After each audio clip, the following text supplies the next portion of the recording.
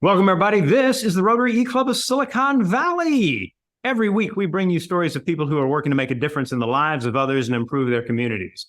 Silicon Valley, where ideas are the coin of the realm and where we like to say, what if, right? E-Club, as it's an online club, although it's also asynchronous. Feel free to learn more about us at rotary.cool. And then Rotary, where we believe in service above self, that devotion of time and energy and talent to be able to make life better for others and the joy that brings us as well. Part of what we do in our club is to bring these stories from all corners of the planet because we have that flexibility, and that's just the way technology works now, right? And today we have a speaker with us from Chicago, the great city of Chicago. And he is going to talk to us about Chicago Eco House and Southside blooms. And there are all sorts of wonderful things that he will go into detail about that. You need to know that our speaker, Quilen Blackwell, is a returned Peace Corps volunteer, which we value in a big way in our club. So that's really, really cool. He also is not completely new to Rotary. When he was an undergraduate student at the University of Wisconsin-Madison, he actually earned a scholarship from one of the clubs in the Madison area, as I understand it. So that is wonderful to bring you back to Rotary and to have you with us today. Quilen, welcome to the Rotary E-Club of Silicon Valley. I hand the mic over to you. Excellent. Thank you so much, Rushton. I appreciate it. I'm happy to be here. Tell us a little bit about Chicago Eco House. Yeah, so Chicago Eco House is a 501c3 nonprofit on the south side of Chicago. We're here in the Englewood neighborhood. Our mission is to use sustainability to alleviate inner city poverty. We do that by taking over vacant lots. So, if you're not familiar with Chicago, there's thousands of vacant lots, predominantly located on the south and west sides of the city. And so we'll take over these vacant lots, we'll turn them into solar-powered flower farms that will create jobs for local Black youth in our communities. The problem that we're really trying to address is, transforming the ghetto as we know it. When you think about many major American cities and even, smaller cities at this point, your Detroits, your Cleveland, your St. Louis's, most people know that, there's generally a part of the city that's run down. There's a lot of crime, a lot of violence, so our model is really to try to establish flowers as the anchor industry to replace that. When you look at the history of a lot of these cities, like in Chicago, for example, these were cities that once were, big manufacturing hubs. But, as a lot of those jobs got outsourced overseas, we're sort of seeing, the sort of the industrial, sort of cesspool in its wake because there's nothing to really replace that. So our big vision, our big purpose here is to try to change that. We think if we can establish flowers as an anchor industry, that a lot of these problems will begin to take care of themselves. Why flowers for us? It's because it's a $35 billion a year industry. But 80% of the flowers that you see in the United States actually come from overseas. Most people don't know that. So there's actually a huge opportunity for us to do a lot of that production right here in the United States and specifically in the cities where flowers are being consumed the most. So yes, that's like what we're doing. That's our purpose and our plan. Well, there's so many things that are right about this, right? For one, you're talking about changing the story. And that story, like this is something we encounter in schools all the time. People are like, they're doing this at the school. That's something that they were doing 30 years ago, but nobody has effectively changed the story, right? And so when you think about how people work to share the story, what is it that you guys are doing to help the people who are taking part in these projects also help others that are part of their networks understand what's going on with Eco House and Southside Blooms? Yeah, so storytelling is a big part of what we do. Like human beings, as you guys know, we think in terms of stories, we think in terms of testimony. I was actually a history major in college, so I have a great appreciation for storytelling. So for us, we really just try to tie, what we're doing at Eco House within the larger story that, in our case, like the African-American history, the civil rights story, the, economic and social struggle, as well as trying to tie into the future, right? Of like, hey, look at, what we're doing at Southside Blooms and Eco House is really, trying to fulfill the economic piece of that civil rights promise, right? When you look at our history, everyone knows about the great leaders who fought for the political rights that we currently enjoy today. But, what's really missing is like sort of the economic prosperity that, we're striving to, help fulfill. It's been fulfilled, in certain ways and in some ways, right? Like, obviously there's a lot of African Americans who are doing very well, but, there's also many who aren't. There's many who are still at the bottom, many who are living, in these places of concentrated poverty. So, yeah, like that's really the story that we kind of tell our organization and our work within. And, for us, like we don't operate in a silo. We draw a lot of inspiration from like the Tuskegee Institute, for example, George Washington Carver and Booker T. Washington. We also draw a lot of inspiration from like Madam C.J. Walker and, the work that she did down in Indianapolis with, hair care products and becoming the first, Black female millionaire in American history.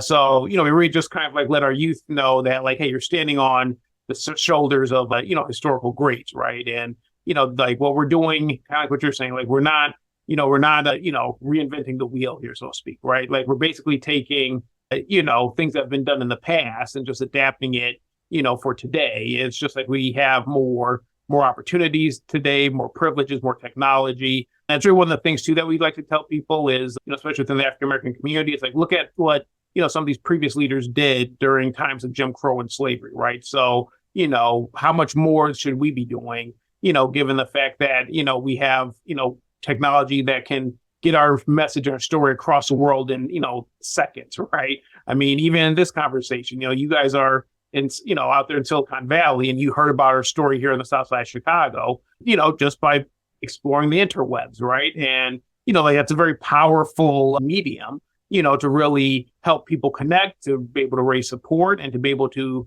help people fulfill that larger vision of, hopefully, establishing more peace and prosperity, not just in the Black community, but, in American cities across the country. So as I listen to you, kind of talk about that relationship that there is between the community and its history, it strikes me that we think about the work that Eco House and Southside Blooms is doing, right? And it's not just providing an economic opportunity. It is intertwining it with a story that instills pride, right? And so as we look at that, it seems that becomes a model, and that there are all kinds of organizations, and Rotary clubs are actually a perfectly good example of when people come together. It's not just to do X; it's to take pride in our ability to do X as a team, right? So when we think about this in Chicago, tell us a little bit more about how it got started. Like what was the genesis of Eco House and Southside Blooms? Yes, that's a great question. So we got started back in 2013. It's actually, really, I'm a Christian. That's my faith. And that really was kind of the impetus behind it. So, I grew up in Madison, Wisconsin, in a very, Cosby Show kind of background. My parents were, upper middle class. I didn't want for nothing, had every opportunity to excel and get ahead. So, I came to Chicago to go to ministry school. And while in ministry school, I started tutoring at a high school in Inglewood, we're in the, on the south side of Chicago. And for me, that was my first time really like coming, face to face with that hardcore urban poverty. Like I heard about it, you see like TV shows and hear stuff in the news, but, it really wasn't like my reality. So it's kind of like, okay, that's something that's happening over there. But when I was like tutoring, I really began to like build those relationships with the students and with their families. I couldn't help but think to myself, like I could have been any one of these kids, right? For whatever reason, I wasn't. But, if I were in their shoes, I would hope that somebody like me would care enough to try to, use the opportunities and blessings and privileges I had in my life to try to, open up some doors for them, right? Because that was really the main thing that, was a real big theme at that time was, hey, Mr. Quilen, we really just want an opportunity, right? Just want an opportunity to, build a career, get a job, put money in our own pocket, right? Like that's all people wanted was just a chance. And, so that really like moved me. And then when you're like in the community, you sort of see just like, the vacant buildings and the vacant lots. And, like there's really not a lot of after school options for kids. There's really not a lot of employment options for kids. And then you start connecting the dots and being like, well, yeah, no wonder there's so much crime here. No wonder so many of these kids are turning to the streets. There's really nothing else for them. Right.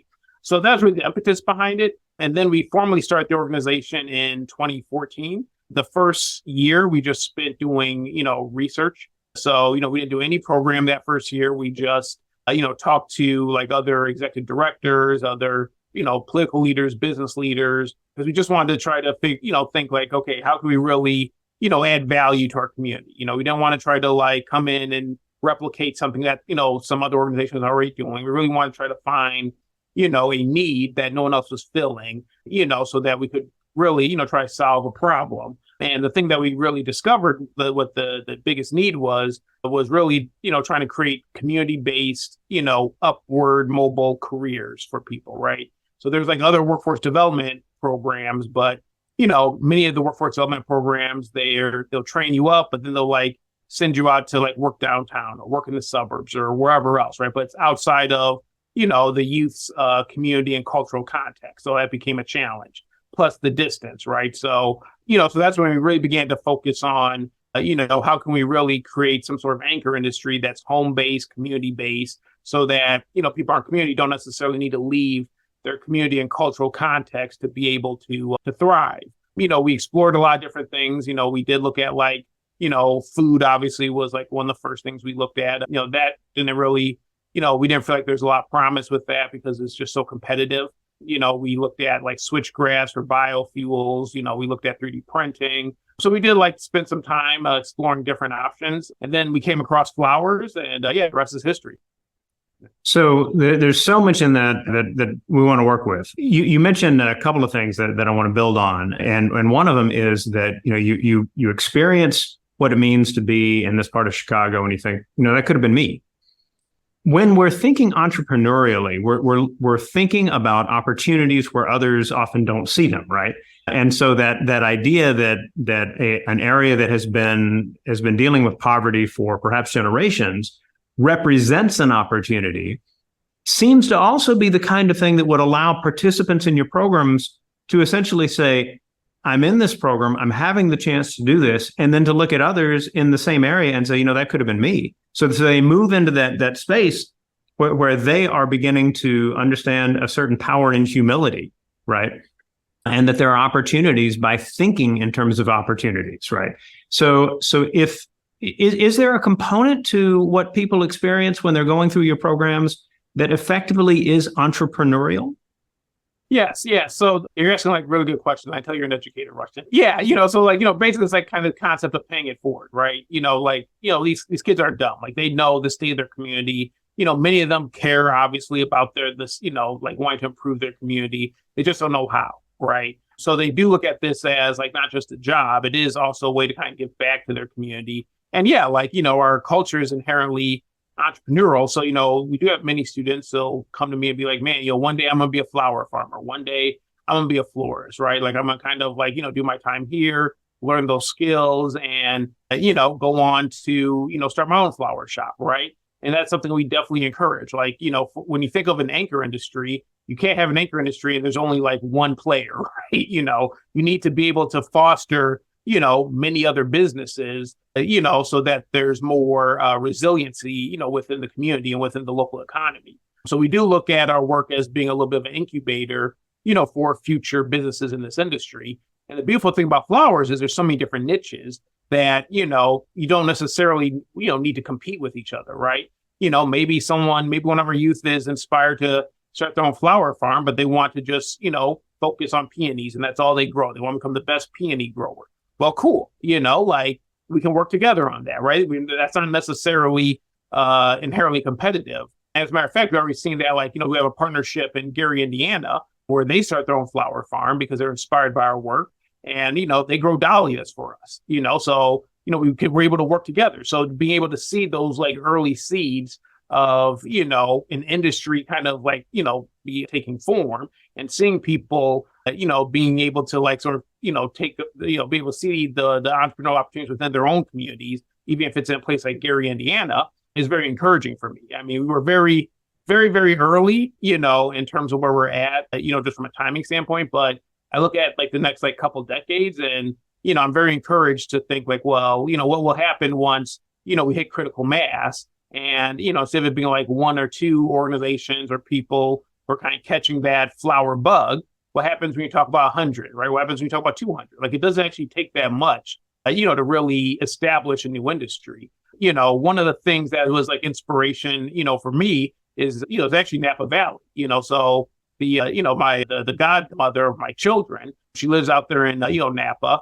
And, we go out there and visit her. And, once again, me kind of being a little bit of a history buff, was kind of curious about the history of that area. Cause I'm like, okay, I know about the California gold rush and how everyone came out there for gold, but like, how did this place came to be? Cause, when you're in Napa Valley, you just see just like the immense prosperity there, and it's all being held up, by the wine grape. Right. And basically you had people who, in the mid 1800s, who, looked at that area. And at that time, it was considered the wilderness. The people didn't think you could really do much in that area. But, they saw that as a good climate to grow wine grapes. And that's really how that industry got started. So you basically just had those early pioneers, those forerunners, who saw something that other people didn't, who saw opportunity in a place that other people thought was just wilderness. And the next thing you know, you fast forward to today, and Napa Valley has one of the most, powerful economies, not just in California, but across the world. So that's why I'm kind of hoping that we can do something similar, for the inner city. I love it. So there are so many good questions that are flowing in via the chat as well. And let's start with some thoughts about lots, right? So examples of lots that you've done. When did you start using these lots? How are they maintained? Do you put greenhouses on them so that they can grow in the winter, grow flowers in the winter? Tell us a little bit more about kind of the nuts and bolts of how you're using vacant lots. Yeah. So, in the beginning, we got our first vacant lot from the city. So we partnered with a local high school. We went to the aldermen, and, they gave us access to the lot, and we basically used it as a demonstration site, to basically, show what we could do. Once it was successful, then it became a lot easier to get access. So today, we get land through a combination of donated land. So some of it we do own outright. The government will give us access to it, whether it's a city government or county government.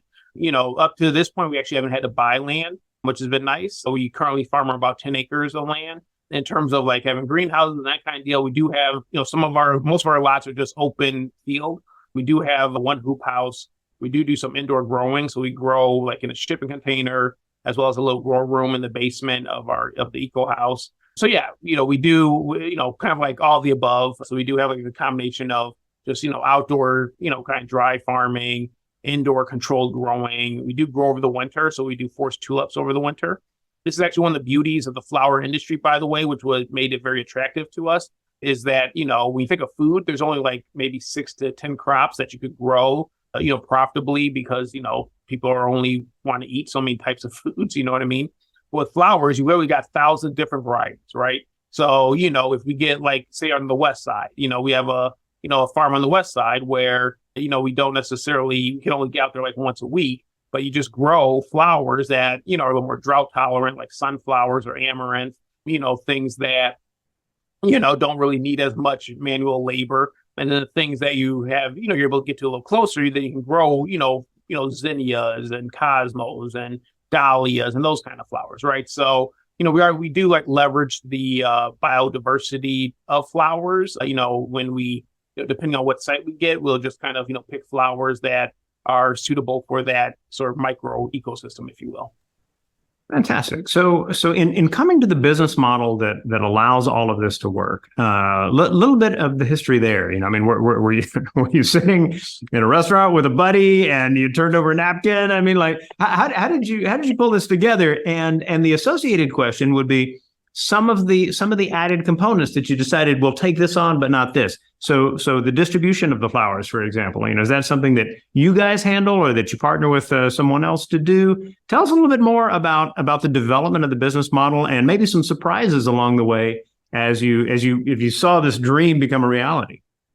Yeah. So it's probably important to mention that, my wife, Hannah, she's the co-founder of the organization. So, she's kind of been with me from day one, and she's kind of really helped us to, flesh out the model. But yeah, it's been trial and error, like we're kind of doing something, that's novel in some ways. So the thing that we did is we kind of started with like the end, and then worked our way back. Right. So, in terms of like setting up the business model, we were like, okay, well, we want to be able to grow something that's going to establish real industry. So if that's going to be the case, then we're going to need to have a model that can obviously facilitate that. So, one of the first things that came about was we need to do something where we can be vertically integrated because, if this is really about establishing industry, that means, inherently you have to try to drive as much of that dollar that you're getting from your customer and keep it in your community, right? The only way you're going to do that is if you have a model that's vertically integrated. So from there, then we just start trying to figure out, okay, well, how will this actually, look like, right? And that's what's kind of like a lot of the day-to-day testing, trying things that worked, some things that didn't work, So, at first we thought like, okay, well, let's just first start with the farm, right? And, that was like the first part of the model that we, had to get down because we're like, well, what's the point of having a flower shop? You can't even grow flowers, right? And then from there, we moved on to like establishing our flower shop to have a place to be able to distribute our flowers. So, but even then, like it's like, okay, we're just going to stay local and just try to sell it in our community. But if we do that, then we're just kind of circulating money that's already here. We're not really bringing in new money to really try to grow the economy here. So, then we develop our own delivery system, right? So we do have our own custom delivery software, where we can deliver anywhere in the Chicagoland area. As a matter of fact, today we have about, 80 deliveries going all across Chicagoland. So, like that's we kind of started from the sort of the end vision, the end goal, and then worked our way backwards. And, along the way, just tried to, figure out the pieces as we went along.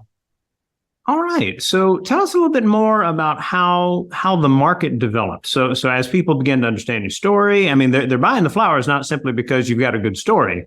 Right. Because they like the flowers, right? And how do you combine those two pieces to kind of maximize your reach? Yeah, so it's very important for us to be able to have like a high quality operation. So yeah, like, people like the story, they like the impact, the social impact, the environmental impact, but, customers are very discerning these days and also very demanding. And just because, you're a do-gooder nonprofit, they're not going to compromise on their quality. So yeah, we are a high-end florist. So we do weddings and events, corporate events, bar mitzvahs, quinceañeras. We do stuff at the Field Museum. We do stuff at the Ritz-Carlton. We do stuff at McCormick Place, the Hilton, right? So yeah, with this, we are a big time flower shop. This isn't just about trying to have some kids play with flowers and just sell it at the local farmers market stand. Like no, we are doing big business, right? Like we recently had our biggest wedding in our organization's history, and that was a $25,000 budget just for flowers, right? And that was like all the bells and whistles. You're talking about, garlands running 40, 60 feet per, table. You're talking about, intricate floral designs along the balconies and, the stairways, So yeah, we do high-end stuff. And of course, when you're able to do high-end stuff, then you can do everything, below that. But yeah, it's very important to us that we are setting the standard in the industry. We're kind of seen as an innovator. People are very impressed and surprised at the quality of the work that we do. I think some of that is just the stigma of being, in a place like Inglewood and Southside Chicago. People, don't really have like high expectations, from the business here. But no, yeah, this is like legitimate high-end work that our youth are doing. So one of the things that comes to mind for me as you tell that story is that in essence, low expectations can serve as an advantage, right? So if we think about, okay, here's something that I'm trying to get across to students all the time. It's like, look, if you show me that you're only going to do the minimum, there's nothing that's making me, kind of get more excited about your potential, your possibilities. You got to show me that you're bringing something more to the game, right? And so in having a good story, that gets your foot in the door. And then by doing an amazing job, that essentially enhances the story, which means that now people are repeating the story and creating a marketing opportunity to expand in ways that might well be appreciated by the people who are working with you. Right, to be able to say to the teenager who's working, in a lot growing dahlias or whatever it might be, right? It's like, hey, look, you bring your A game, and that's going to generate opportunity after opportunity. Is that something that the kids are kind of coming back to you with stories about? I'm really interested in the stories of the people that are working with you as well, and how they might see either that kind of thing or something totally different. Yeah, so that's a really good question. So from a big picture standpoint, it's kind of like Sun Tzu's Art of War, right? When you're strong, you make people think you're weak, right? And like people do have this perception that because of where we're at, that you're weak, right? That you're not going to do high quality stuff. So like they come in, maybe because they want to try to give you a helping hand, et cetera, et cetera. But then when you surprise them because you're actually really strong, then all of a sudden it's like, whoa, I didn't expect that. Like, so it becomes, from a business standpoint, it becomes a very easy way to exceed that customer expectations, right? And when you exceed those customer expectations, it makes it a lot easier for you to get a loyal client, right? So yeah, it's amazing, like, how much of business is really just people's perceptions, right? And that is like an inherent strategic advantage, by building a high quality, business in an area that has a lot of negative stigmas, right? In terms of like the youth and their stories, yeah, like, for them, you have to keep in mind, like, many of them are from Chicago, but they've never been to these places, right? They've never been downtown. They've never, been to the West Loop. They've never been to Bucktown, right? The suburbs, North Shore. So, this is also becoming a way to really extend not just their own personal story, but their family story, right? Because they're going to places that, their parents would never, imagine their kids being able to do, especially at this age. You got to think about a kid who's 16, 17 years old, all you know is your neighborhood. And, now all of a sudden you're doing this high-end wedding at the Field Museum. All of a sudden you're at, the Ritz-Carlton, like, and it's a totally different world, even though you're in the same city, right? So, for them, it is also kind of like, wow, like, this is very affirming of who I am as a human being, right? It's very affirming of the value that people think that I can contribute to society, right? So, you start to really, it's very common for youth to kind of come in and at first, like they're, they don't really know what they're getting themselves into, very new. And, they're kind of like, I don't know, I'm doing this for the paycheck, blah, blah, blah, blah, blah. But, when they get out there and they do that first event and they see like the smile on the bride's face, how happy the family is, right? They're going to these like really bougie upscale places. I mean, right there, like they're hooked, like they get it, they see like, hey, this is bigger than just me coming to work and, making a paycheck. This is an opportunity that can take me places, that can take my family places, right? And then, many of our kids come from single family homes. So, it's also been cool just to sort of see how, doing this work has got them thinking about family a little bit differently. It's got them thinking about marriage, right? You're doing all these weddings, you're seeing how much people are spending on their weddings, so clearly it's like, wait a minute, like people value marriage, they value weddings. So, we'll have like our kids kind of talk about, well, when I get married, I'm gonna have this kind of wedding and this and that, or, be like, well, what should I be looking for, if I'm gonna get married, so it's just like these questions are coming up in their heads that they weren't necessarily thinking about before, just because they're being exposed to something different. So it's been really cool to just sort of see how, in many ways, our work is building bridges within our city. It's building bridges, like racially, it's building bridges socioeconomically, and it's doing it in a way where it's very organic. It's not like it's this government program that's coming down from on high and mandating, you gotta like, you have to like work with these kids from, another neighborhood, like back in the 70s with busing, right? This is very organic. It's very natural. And it's allowing, for, really just human beings to create space to be able to relate to each other. So yeah, that part's been very exciting. Awesome. Another couple of questions before we begin to wind things down. Tell us a little bit about your metrics. How many flowers do you sell in a year? How many lots you got in Chicago? I mean, how do you think about that in terms of growth? Yeah, so we have about 10 acres of land. All our farms are solar powered, basically means we use rainwater irrigation. So, we basically will catch rainwater and, in these tanks, and then we'll, use solar power to distribute them through like an electric irrigation system. We capture about 40,000 gallons of water a year. We generate about 4,400 kilowatts of solar each year. In terms of our sales, this year we're probably going to finish close to $600,000 in sales between our, weddings, different events, as well as our retail bouquets and deliveries. We have about 20 youth that's on our staff, on our payroll, everywhere from full-time to part-time. Part-time usually starts at 15 to 20 hours a week. Those are usually high schoolers coming in after school. And then, full-time, 30 to 40 hours a week, which are usually out of school, young adults.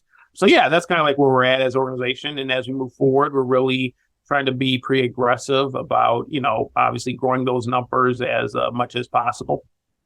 Awesome. So we're going to wind things down, and I'll hand it back to you here in just a moment. But for all of you who have joined us, thank you very much for taking your time to watch one of the recordings from the Chicago. You got me hooked. The Rotary E-Club of Silicon Valley. And we hope that you are finding in our channel all sorts of stories that are inspiring you to see new possibilities for your community and for the work that you do with others, the work that you do to make a difference in the lives of others through just pooling time, talent, treasure, all of these things in order to just find that joy that comes from serving others. We ask that you do a couple of things. Let us know you were here. There is an attendance form a little bit farther down the page at siliconvalleyrotary.com, or the easier way to find us, rotary.cool. All right. Or you may be seeing us on our YouTube channel.